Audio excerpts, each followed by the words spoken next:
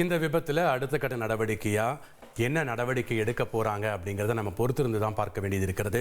மனித தவறு தான் காரணமா அப்படின்னு ரயில்வே துறை தரப்பில் பள்ளி வேன் ஓட்டுநர் சங்கர் கேட்டுக்கொண்டதன் அடிப்படையில் தான் கேட் கீப்பர் அந்த கேட்டை மூடலை அப்படிங்கிற ஒரு குற்றச்சாட்டை முன் வச்சிருக்காங்க. ஆனால் அப்பகுதியில் சுற்றி இருக்கக்கூடிய பொதுமக்கள் முன்வைக்கக்கூடிய குற்றச்சாட்டு என்னென்னா, இவருக்கு தமிழ் தெரியாதனால, இந்த கம்யூனிகேஷன் கேப் இருக்கிறதுனால இவர் தூங்கி கொண்டிருந்தார், மது அருந்தி இருந்தார் போன்ற பல்வேறு விஷயங்களை தெரிவித்தார்கள். அவரிடத்தில் சரமாரியாக தாக்கக்கூடிய காட்சிகளை நம்ம பார்த்தோம். தற்போது அவர் கைது செய்யப்பட்டிருக்கிறார். அவரை ரயில்வே நிர்வாகம் பணி நீக்கம் செய்திருக்கிறது. இந்த நடவடிக்கையும் ரயில்வே துறை சார்பில் எடுக்கப்பட்டிருக்கு.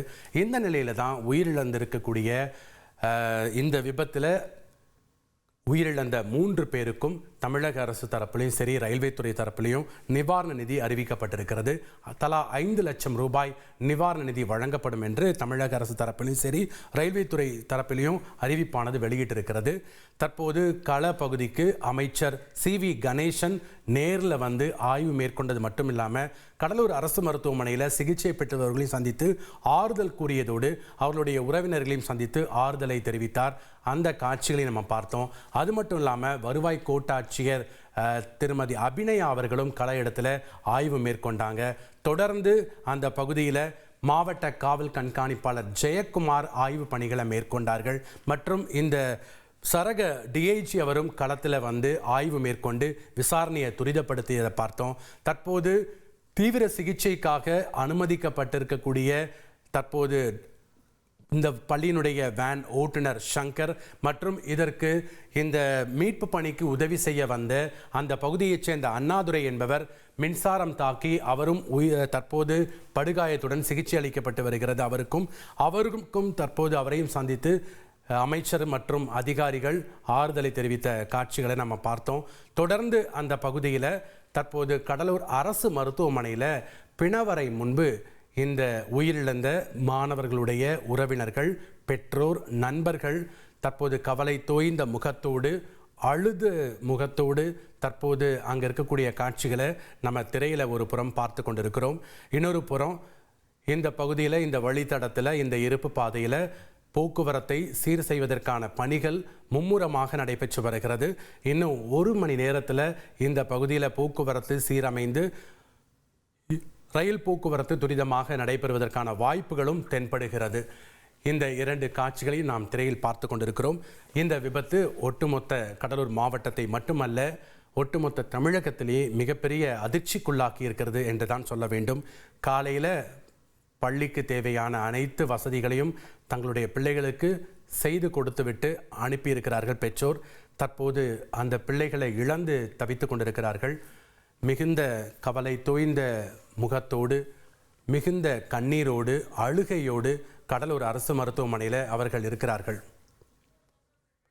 தற்போது அரசு மருத்துவமனையில் இருக்கக்கூடிய எமது செய்தியாளர் கண்ணதாசன் வழங்கக்கூடிய தகவலை நம்ம கேட்கலாம். வணக்கம் கண்ணதாசன், தற்போது அங்கே விசாரணையானது முழுமை பெற்று விட்டதா? பிரேத பரிசோதனை எப்போ ஆரம்பிக்கும்? பிரேத பரிசோதனை முடிந்து மாணவர்களுடைய உடல்கள் அவர்களுடைய பெற்றோரிடம் எப்போ ஒப்படைக்கப்படும்? தற்போது அங்கே இருக்கக்கூடிய கள விவரங்கள் என்ன?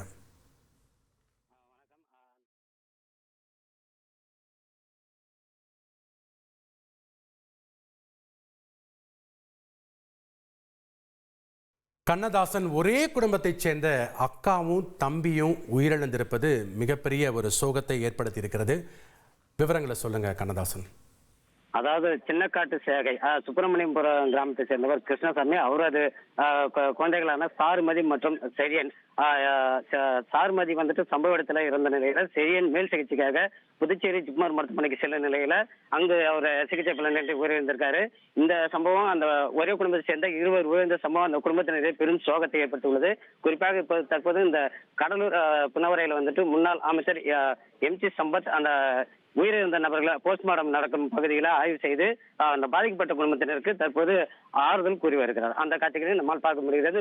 தொடர்ந்து பத்திரிகை சந்திப்பை சந்தித்து வருகிறார். ஒரே குடும்பத்தை சேர்ந்த அக்கா தம்பி 2 உயிரிழந்த சம்பவம் மிகுந்த பதற்றத்தையும் சோகத்தையும் பரிதாபத்தையும் ஏற்படுத்தி இருக்கிறது. செழியன் வயது 15, சாருமதி அவருக்கும் வயது 15. இருவரும் ஒரே குடும்பத்தைச் சேர்ந்த அக்கா தம்பி. இந்த பள்ளி வேன் மீது ரயில் மோதிய விபத்தில் பரிதாபமாக உயிரிழந்திருக்கிறார்கள். செழியன் ஜிப்மர் மருத்துவமனைக்கு மேல் சிகிச்சைக்காக அழைத்துச் செல்லப்பட்ட வழியில் அவர் உயிரிழந்திருக்கிறார். ஒரே குடும்பத்தைச் சேர்ந்த இருவரை பறிகொடுத்து அந்த பெற்றோர் கதறி அழுது கொண்டிருக்கிறார்கள். உறவினர்களும் கதறி அழுது கொண்டிருக்கிறார்கள். மிகுந்த சோகத்தை ஏற்படுத்தி இருக்கிறது. ட்ரெண்டை ஃப்ரெண்ட் ஆக்கிக்கோங்க. தந்தி டிவியின் சப்ஸ்கிரைபர்ஸ் அண்ட் ஃபாலோவர்ஸ் குடும்பத்தில் நீங்களும் இணையுங்க.